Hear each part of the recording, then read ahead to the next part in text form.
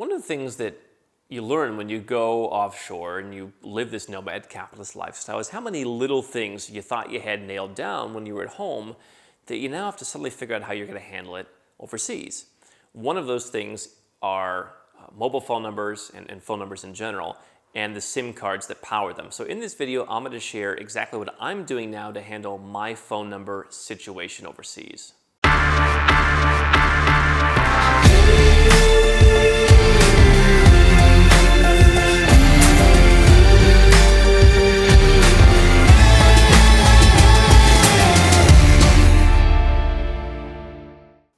Hey, I'm Andrew Henderson. Let's talk about your phone numbers. This is one of those things that if you are a nomad capitalist, you probably at some point had goosebumps all over your body from trying to log into your bank and they're like, hey darling, just sent you an SMS to enter the 4-digit code, and you're like, oh, I don't have that SIM card right now, or I don't have it at all. I threw it in a dumpster somewhere.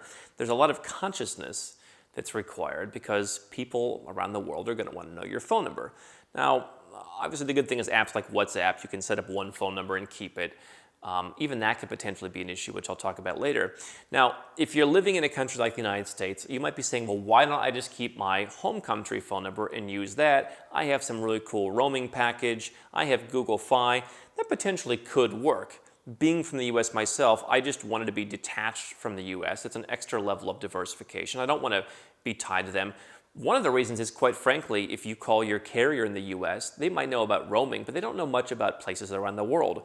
It's for the same reasons that I call American Express and ask them to send my card to Istanbul, and they say, spell that.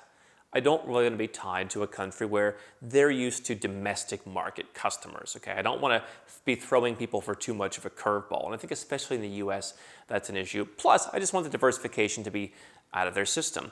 Google Fi can work, but the issue is, as you go around the world, different people are going to want your phone number. Banks, for example, if you open a bank account, they're going to ask your phone number. I recently went and opened a bank account in Europe, and I said, here's my address, here's, my tax residence, and here's, my passport, and everything really, made sense to them. At the end, they're like, what's your phone number?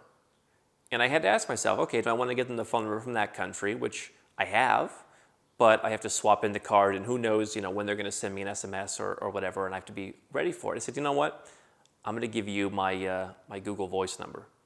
I have this US Google Voice number that I get SMS because it just comes right to my email. And so I don't have to worry about swapping SIM cards out.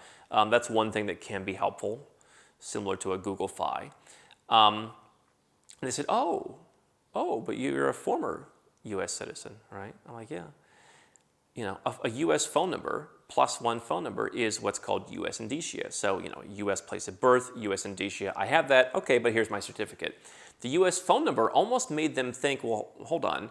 Did you get some kind of other residence permit and you're living in the US now, and we would think that you were a US taxpayer? And so it's one thing to be born in the US. They were okay with that. I solved that. But then it was, why do you have a US phone number? And so what I think that you should be aware of is, as you go around the world, there are going to be various government agencies, banks, companies that you do business with that are not only going to be concerned if you don't have a certain kind of phone number, but they're also not going to be able to service you. One of the things that I've done, and I've decided to do, is I don't do prepaid phone numbers anymore. What I do is I keep several different phone numbers in my main bases that I use, and I just pay the bill.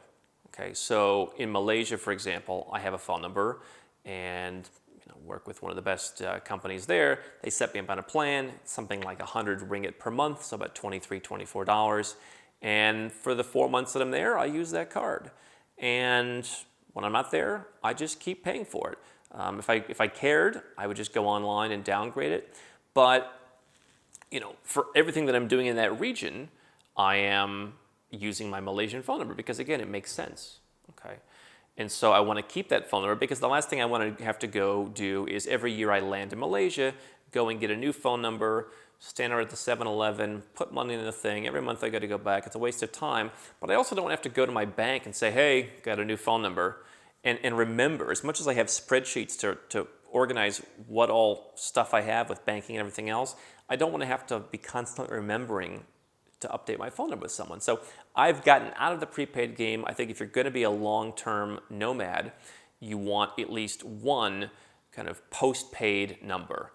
Or at least in a country like Georgia, where you can get a prepaid number. Most of the services are just prepaid, but then you can tie it into your online banking, so even if you're not there, you just go on and add the money and they just extend it. What I absolutely avoid is prepaid, where you've got to come into their store, come into a convenience store, put money on every month, or else it goes away. Georgia is one of the few places where I found you can actually top up your mobile number online, but I want to keep my numbers.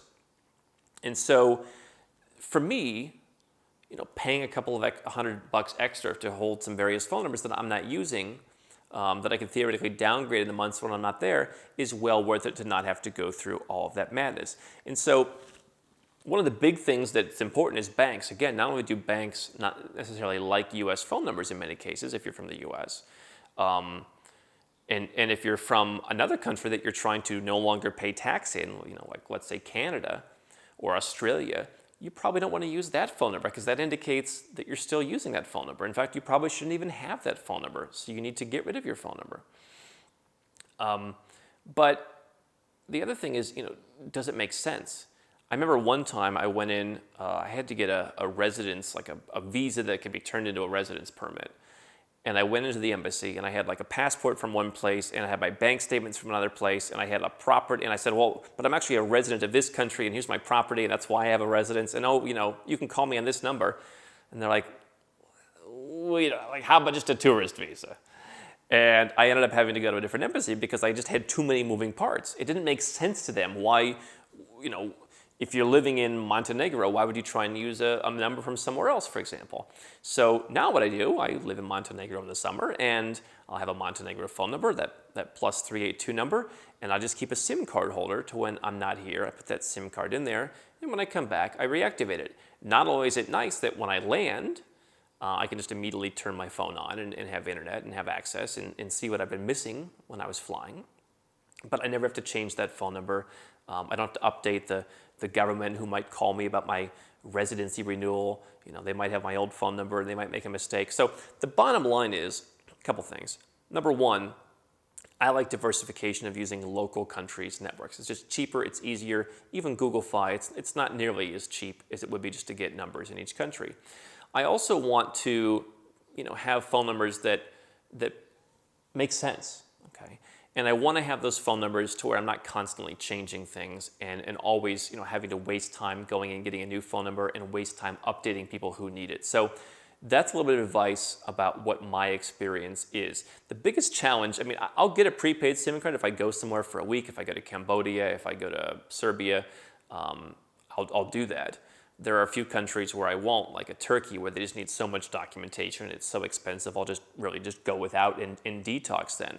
So I'm not opposed to prepaid, but I want to have those that core phone number or core phone numbers that are going to be helpful. You can use something like Google Voice, you can use Google Fi, but I don't think that they're solutions in and of themselves.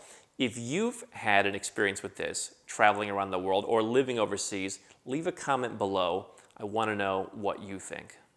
Hi, I'm Andrew Henderson from Nomad Capitalist. I wrote this book, which you can find on Amazon, to distill a lot of the stuff we talk about in these videos and a lot of the stuff I've learned over the last decade plus traveling all around the world, teaching you about how to legally reduce your taxes, build your personal freedom, and create wealth faster. Definitely get a copy of this book if you want to learn more. Now, if you want to watch more videos, make sure you subscribe to our channel and make sure you click the notifications bell so you never miss one of our new videos with more tips on how to go where you're treated best.